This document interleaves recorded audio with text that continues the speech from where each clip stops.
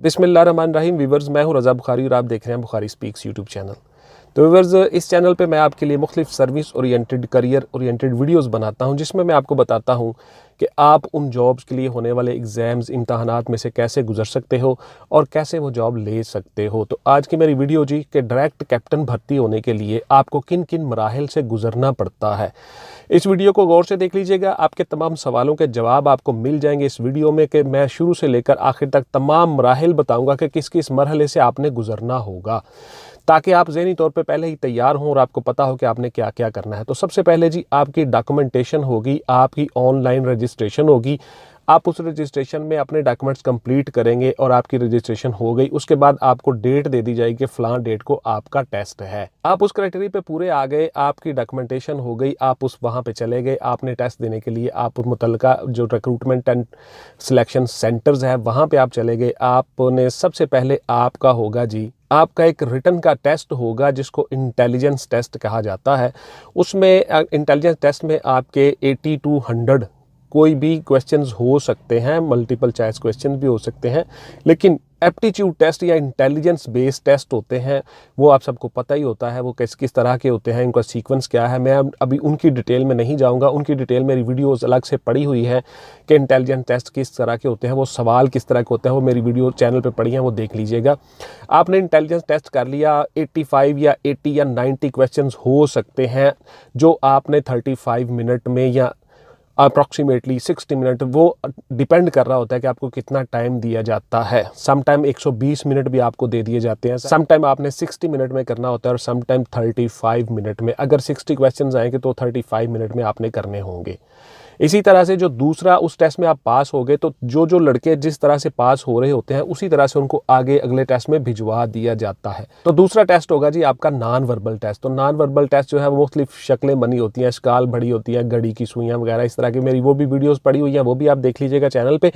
उसमें से भी आप क्लियर हो गए, वो 60 क्वेश्चंस होंगे और वो भी आपने अप्रॉक्सीमेटली 35 मिनट्स, समटाइम्स 60 मिनट्स या 120 मिनट में करने होते हैं। वो डिपेंड कर रहा होता है आपको कितना टाइम दिया जाता है और किस तरह से उन्होंने क्राइटेरिया बनाना है। आप इन चीज़ों में मत पढ़ा करो, आप मुझे उसमें कमेंट्स में कहते हो कि सर इसमें तो इतना टाइम होता है, आपको तो पता ही नहीं है। तो मैं फिर हंसता हूँ, हाँ वाकई मुझे नहीं पता। तो बेटा आप लोग उन चीज़ों में नहीं पढ़ना, मैं आपको जो तरीक़ाकार बता रहा हूँ आपने उसकी तरफ देखना है। तो वर्बल जो टेस्ट आपके होते हैं उसमें और नॉन वर्बल टेस्ट, उसमें आपने पास होना है और टाइम को मैनेज करना है। आपको जितना भी टाइम दिया गया है, फ़र्ज़ किया 35 मिनट दिए गए हैं, फ़र्ज़ किया 60 मिनट दिए गए, तो उन 60 मिनट के अंदर आपने उन चीज़ों को हल करना है। सही फ़ैसला सही टाइम के अंदर लेना, यही चीज़ें वो देखी जाती हैं और यही चीज़ें वो देखते हैं। तो आपने इन चीज़ों का ध्यान रखना है और टाइमली उनको आपने क्लियर करना है। उसकी आप घर में मशक करते हो, उसके लिए आप अकेडमीज़ में आते हो, हमसे पढ़ते हो, हम आपको बताते हैं उनके टेक्ट क्या होते हैं, तरीके क्या होते हैं, किस तरह आप उनको टाइमली मैनेज कर सकते हो। एनी हो, उसके बाद फिर आप उनमें से जो पास हो जाते हैं अगले तीसरे मरहले में आ जाते हैं। और तीसरे मरहले में आपका होता है एकेडमिक का टेस्ट। एकेडमिक्स आपके वही सब्जेक्ट्स हैं जो आपने कॉलेज में पढ़े हुए हैं, आपने स्कूल में पढ़े हुए हैं, physics, chemistry, bio, math, English, Urdu, Islamic studies, पाक स्टडीज़, इसी तरह के क्वेश्चंस। और उसमें से 30% जो क्वेश्चंस होते हैं अप्रॉक्सीमेटली 30%, वो सारे के सारे आपके आते हैं करंट अफेयर्स और जनरल नॉलेज से। जनरल नॉलेज पाकिस्तान का भी होता है, इंटरनेशनल लेवल का भी होता है, कोई भी क्वेश्चंस आपसे पूछे जा सकते हैं। तो इस तरह से आपका वो होता है एकेडमिक टेस्ट। एकेडमिक टेस्ट में से आप पास हो गए तो अगले मरहले में आपको फिर बुलाया जाता है। जो बच्चे पास नहीं हो सकते उनको साथ साथ ही ड्रॉप किया जाता है। तो आप अगर पास हो गए उसमें तो फिर आपको अगले मरहले में अगले दिन के लिए बुलाया जाएगा। अगले दिन आपकी होगी जी दौड़ शौड़, रनिंग और पुशअप, सिटअप, चिनअप्स। ये सुन लीजिए गौर से।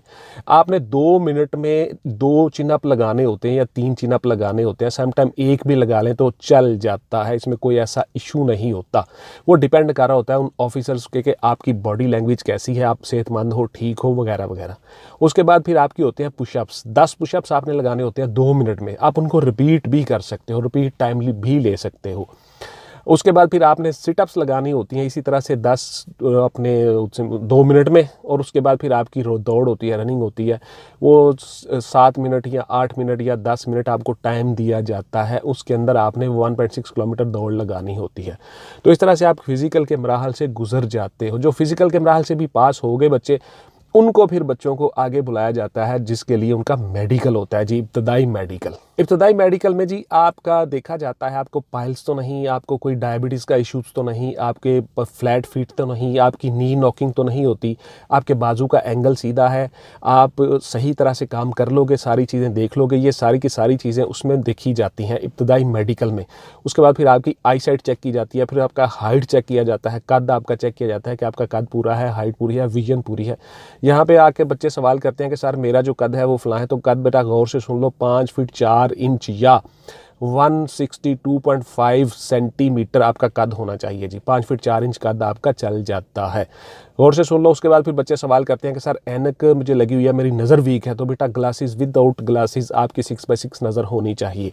अब वो कितनी कम है, किस तरह से कम है, ये आप CMH के डॉक्टर से पता कर लिया करें, और army selection and recruitment centre पे जाके वहाँ से पता कर लिया करें कि सर मेरी नज़र कितनी तक चल जाएगी, दूर की कितनी चल जाएगी और नज़दीक की कितनी चल जाएगी। तो इस तरह से आपका हो जाता है फिज़िकल का टेस्ट जी। उसके बाद फिर आपका होता है एक छोटा सा साइकोलॉजिकल वाइवा और साइकोलॉजिकल असेसमेंट टेस्ट। उसमें आपसे 20 या 25 क्वेश्चंस पूछे जाते हैं, समटाइम 15 क्वेश्चंस भी पूछ लेते हैं, रिटन फॉर्म में भी होता है, और आपका उसके बाद इंटरव्यू भी होता है, शॉर्ट सा मुख्तसर सा, कि आपका रुझान देखना होता है कि आपने नेगेटिव रहना है या पॉजिटिव रहना है, आप नेगेटिव सोचते हो या पॉजिटिव सोचते हो, आपकी थिंकिंग कैसी है। इस तरह से आपका वो टेस्ट पास हो गया। वो उस टेस्ट में जो बच्चे पास हो गए उन बच्चों को आगे फिर इंटरव्यू के लिए बुलाया जाता है, इब्तदाई इंटरव्यू। इब्तदाई इंटरव्यू में भी आपसे वही चीज़ें पूछी जाती हैं अप्रॉक्सीमेटली, आपकी स्टडीज़, आपका रूटीन क्या है, आपका तारुफ क्या है, आप क्या करते हो क्या नहीं करते हो, आपसे वाकफियत लेने के लिए, हाउ नाउ लेने के लिए। तो इस तरह से आप जो है वो इब्तदाई मराहिल में पास हो जाते हो। ये सारे के सारे 5-6 मरहले होते हैं, 7 इनमें से आप गुजर गए। फिर अगर वो उस मरहले में सारे के सारे बच्चे पास हो गए हैं तो आप लोगों को फिर फॉर्म दिए जाएंगे, ISSB फॉर्म। वो फॉर्म आप फिल करेंगे, वो फॉर्म उन्हीं बच्चों को मिलेंगे जो पास हो चुके हैं। बहुत से बच्चे कहते हैं कि सर मैं तो पास हो गया था, मुझे ISSB के लिए नहीं बुलाया। तो बेटा बुलाया इसीलिए नहीं कि आप पास नहीं हुए थे, आप फेल हुए थे। और जो पास बच्चे होते हैं उनसे वो फॉर्म फिल करवाते हैं, ये याद रखिएगा, वही निशानी है कि आप पास हो चुके हैं।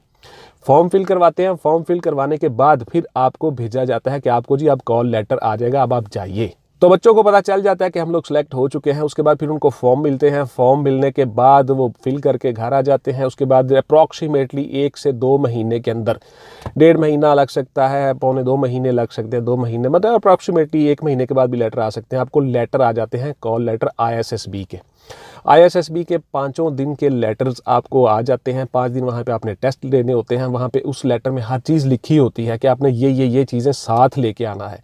उसमें आपकी किट होती है, उसमें आपके जॉगर्स होते हैं, नीकर्स होती हैं, शर्ट्स होती हैं, जो चीज़ें वो रिक्वायर करते हैं वो लेटर के ऊपर हर चीज़ लिखी होती है कि फ़लाँ तारीख को आपने आ जाना है रेलवे स्टेशन पे। पूरा एक डब्बा बुक होता है जी, उसमें मिलिट्री के सारे बच्चे जा रहे होते हैं जो ISSB के लिए ऑफिसर बनने जा रहे होते हैं। तो इस तरह से आप उस मरहले में ISSB में चले जाते हो। पूरे पाकिस्तान में 4 जगह पे ISSB के सेंटर है, मैं अपनी काफ़ी वीडियोस में बता चुका हूं जी। उसमें कराची है, कोयटा है, गुजरांवाला है और कोहाट है जी। गुजरांवाला और कोहाट जो है मोस्ट कॉमन, वहीं पे लोग ज़्यादातर जाते हैं। कराची और कोयटा के, बलूचिस्तान और सिंध के लोग वहाँ पर ज़्यादातर भेजे जाते हैं।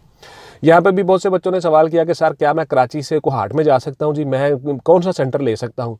तो ये बेटा आपकी चॉइस नहीं होती, ये मिलिट्री वाले ख़ुद ही मैनेज करते हैं। डिवीज़न वाइज उन्होंने तकसीम किया हुआ पूरे पाकिस्तान को, और जहाँ जहाँ पे जिस बच्चे का नाम पढ़ना होता है वो मिलिट्री वाले ख़ुद ही मैनेज करते हैं। और वहीं से लेटर्स आते हैं GHQ रावलपिंडी से, वहाँ से आपके जो हैं वो सारे के सारे मैनेज होती हैं चीज़ें। तो आपकी अपनी मर्ज़ी नहीं होती जी, आपको कोई ना कोई सेंटर अलॉट किया जाता है, उसी सेंटर में आपने जाना होता है, आपकी अपनी मर्ज़ी नहीं होती इसमें। उसके बाद जी आप ISSB सेंटर में चले जाते हो। ISSB सेंटर पे आपके 5 दिन मुख्तलिफ टेस्ट होते हैं। उस पर मेरी वीडियोस पड़ी हुई हैं चैनल पे, गौर से देख लीजिएगा। हर दिन की मैंने अलग अलग डिटेल के साथ वीडियो बनाई हुई है। एक फ्रेश वीडियो भी बना दूंगा इसके बाद इंशाल्लाह ताला, वो भी आप देख लीजिएगा कि ISSB के 5 दिन में आपने किस किस तरह से टेस्ट देने होते हैं और क्या क्या करना होता है।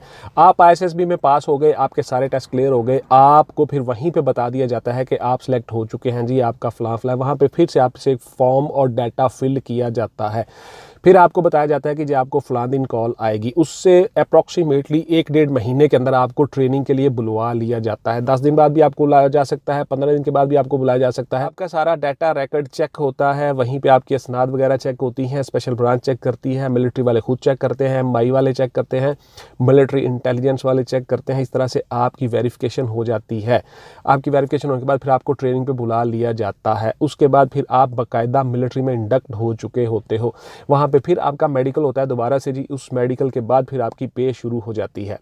बहुत से बच्चों का सवाल क्या जी सर मिलिट्री में ट्रेनिंग के दौरान हमें पे मिलती है, हमें पैसे मिलते हैं, हमें कितने पैसे खर्च करने पड़ते हैं? तो भाई आपको पैसे खर्च नहीं करने पड़ते, आपको पे मिलती है। आप गवर्नमेंट के ऑफिशियल बन चुके होते हो, आप ऑफिसर बन चुके होते हो। ग्रेड 14 में आपको सेकंड लेफ्टिनेंट का रैंक मिल चुका होता है, आप गजटेड ऑफिसर एक किस्म के बन चुके होते हो। दौरान ट्रेनिंग ही फिर आपको ग्रेड 16 भी मिल जाता है, गजटेड 2 में आ जाते हो और लेफ्टिनेंट बन जाते हो। उसी तरह से आपकी पे मिलती है और उस पे में से कुछ मैस का खर्चा, कुछ और चीज़ें मिनहा करके काट के फिर आपको बाकी पे मिलती है, पे दी जाती है जी। आपको कोई पैसा नहीं लगाना पड़ता, आप गवर्नमेंट के ऑफिशियल बन चुके होते हो। तो इस तरह से आपसे फिर बॉन्ड वगैरह भी भरवा लिया जाता है जी। जब आपकी ट्रेनिंग मुकम्मल हो जाती है, आपसे बॉन्ड भरवाया जाता है। 7 साल का आपका बॉन्ड होता है। उस बॉन्ड के बाद फिर आपने 7 साल के बाद ही किसी और डिपार्टमेंट में या मिलिट्री से इजाज़त लेके किसी और डिपार्टमेंट बैंक में जा सकते हो, लेकिन उससे पहले आप नहीं जा सकते। कम से कम 7 साल आप मिलिट्री में सर्व करोगे। इस तरह से आप डायरेक्ट कैप्टन के तौर पर इंडक्शन होती है आपकी। ये जो आपके कोर्सेज़ होते हैं इनको शॉर्ट सर्विस कोर्सेज़ कहा जाता है। इन कोर्सेज़ के ज़रिए से आपको कमीशन दिया जाता है। आपकी ये ट्रेनिंग 6 महीने की होती है जी अप्रॉक्सीमेटली। उसके बाद फिर आपको यूनिट्स में कमीशन दिया जाता है और वहीं से आपका अरसा काउंट किया जाता है। अब बच्चे कहते हैं कि सर वर्बल और नॉन वर्बल का मुझे बता दें, मुझे लिंक भिजवा दें। तो देखिए आप लोगों ने खुद ही ये सारे काम करने होते हैं, हमारे पास इतना टाइम नहीं होता, बहुत से काम होते हैं। मैंने उसके बावजूद मैं वीडियोस आपके लिए बनाता हूं और चैनल पे अपलोड करता हूं, आप उनको देखा करें। और लिंक्स शेयर किए होते हैं डिस्क्रिप्शन में भी जाके वीडियोस की देख लिया करें। वहाँ पे मैंने सबका जो हमारे होती हैं वीडियोस उसके लिंक्स शेयर किए होते हैं, वो आप जाके वहीं से वीडियो को ढूंढ सकते हैं। उसके अलावा आप चैनल पे जाके आप लिखेंगे how to pass in ISSB 5 days या इसी तरह की कोई कमांड देंगे तो वो सारी की सारी वीडियोस मेरी सामने आ जाएंगी, वहाँ से आप देख सकते हो। आप ये वीडियोस ढूंढ के आसानी के साथ उनसे अपना फ़ायदा ले सकते हो, हाउ नाउ ले सकते हो, गाइड ले सकते हो। मैंने बहुत कंप्लीट के साथ गाइड किया होता है अपनी वीडियोज़ में। तो इस तरह से आप कैप्टन बन के मिलिट्री अपनी सर्विस का आगाज़ करते हो। इंशाल्लाह ताला मिलते हैं किसी अगली वीडियो में। टिल देन टेक केयर, अल्लाह हाफिज़ एंड गुड बाय। पाकिस्तान जिंदाबाद।